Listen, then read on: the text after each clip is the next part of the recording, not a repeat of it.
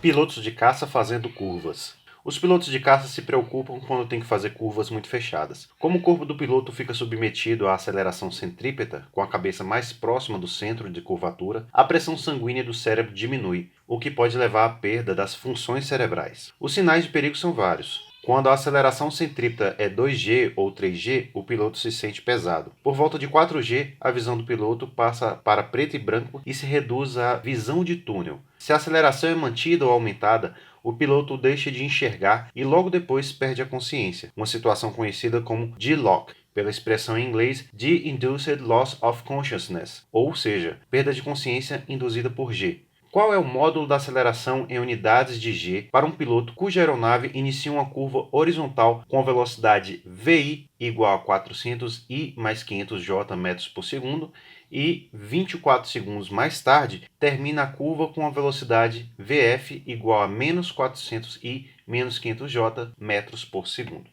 Como temos a informação da velocidade inicial e final em termos dos vetores unitários, vamos representar elas no desenho como vetores para verificarmos a posição inicial e final desse caça.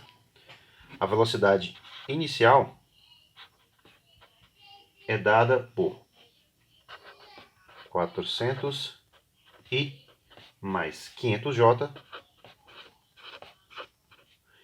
isto em metros por segundo. Enquanto que a velocidade final é dada como menos 400 e menos 500 J, também em metros por segundo. É possível a gente já verificar que a velocidade inicial e a velocidade final são vetores opostos. Mas representando isso em um diagrama XY,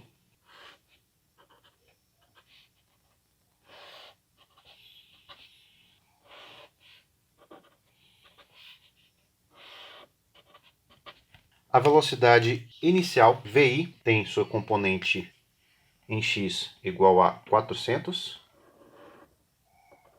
e sua componente em y igual a 500. Esse seria o nosso Vx e o Vy. A resultante vai ser a velocidade Vi nesta direção. A velocidade final tem componentes negativas tanto em x quanto em y. Então, menos 400, nossa componente x, menos 500, que é a nossa componente y.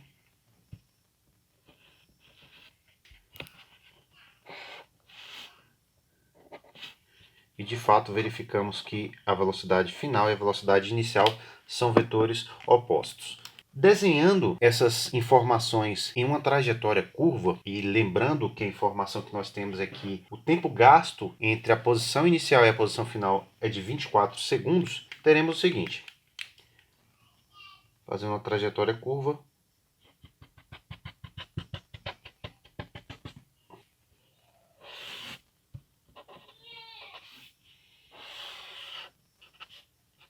Essas duas velocidades elas devem estar em pontos opostos da trajetória, já que a trajetória não foi feita uma curva completa, ou seja, não foi feita uma volta completa. Se a volta fosse completa, a velocidade final e inicial seriam iguais. Ela pode ter começado aqui em cima e feito a trajetória no sentido horário e terminado neste ponto, ou pode ter começado nesse ponto e feito a trajetória no sentido anti-horário e terminado neste ponto de cá. Qualquer uma das duas informações vão levar ao mesmo resultado. Então, supondo que a velocidade inicial aqui, tangente à trajetória, esse é o nosso VI, nesse ponto. Velocidade tangente à trajetória, nossa velocidade final. É possível verificar que o módulo dessas duas velocidades são exatamente os mesmos, já que as suas componentes são de mesmos valores, invertendo apenas o sinal. Então ela sai de um ponto e vai até outro ponto diametralmente oposto na trajetória, e aqui está o centro de curvatura. Para realizar essa trajetória, que tem um raio de circunferência R, ela vai estar submetida a uma aceleração centrípeta, que vamos representar aqui.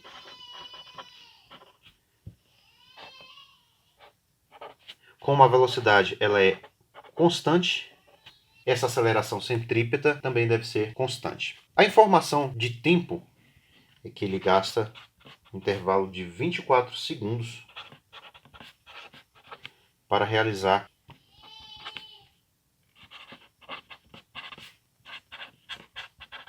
meia volta. Significa que para uma volta inteira o tempo gasto seria o dobro, ou seja, o período para esse movimento circular seria de 48 segundos.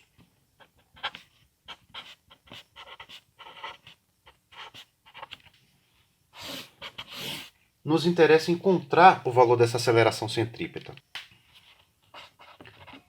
Então, como a aceleração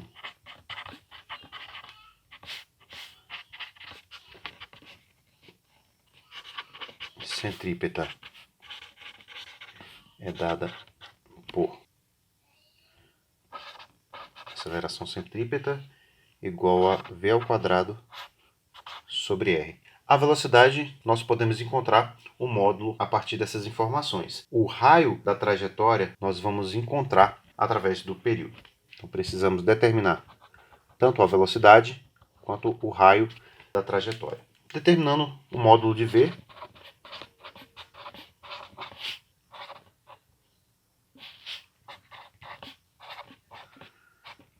tanto faz VI ou VF, a gente vai encontrar exatamente a mesma velocidade em módulo.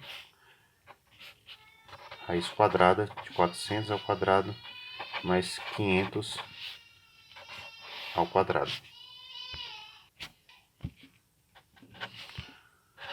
A velocidade será de aproximadamente 640,3 metros por segundo.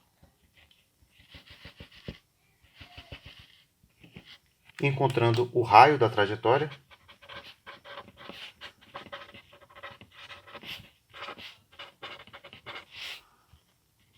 a equação do período nos diz que t é igual a 2πr dividido por v. R será, isolando o r nessa equação, R será igual a t vezes v dividido por 2π. R será igual a 48 vezes 640,3 dividido por 2π. O raio da trajetória será de aproximadamente 4.891,5 metros. De posse desses dois valores, determinamos então que a aceleração centrípeta é dada como v ao quadrado sobre r, então 640,3 elevado ao quadrado dividido por 4.891,5. A aceleração centrípeta será de aproximadamente 83,82 metros por segundo ao quadrado, ou em unidades de g, a aceleração centrípeta seria de aproximadamente 8,55 g.